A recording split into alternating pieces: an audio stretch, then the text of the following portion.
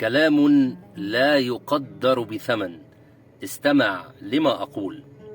أحيانا يدخل أحدهم إلى حياتك فيمطرك وابلا من الحب، ليس لأنه عاشق، بل لأنه يريد أن يحفر أثرا لا يمحى فيك، يتوغل إلى أعمق نقطة فيك، ثم يخلد نفسه في قلبك، ثم يرحل لأنه يريد أن يبتعد عنك، ثم يشاهدك من بعيد وأنت تحاول أن تعيش من دونه.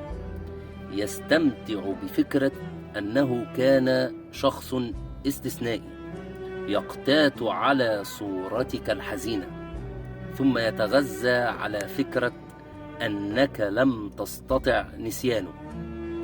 في أعماقه كان باحثا عن تأكيدات لقيمته، فخلق قصة حب عظيمة ليشعر أنه كان جديرا بأن يحب، ثم يثبت لنفسه أن أثره لا يمحى ليشعر بالخلد، فلا تؤدي دور الضحية أمامه ولا تمنحه لذة رؤيتك تنهار.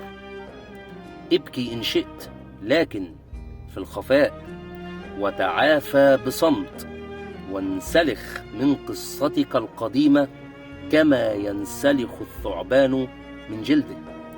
فالضعف ليس في الصدق، الضعف أن نظل نثبت لمن أذانا أننا تأذينا.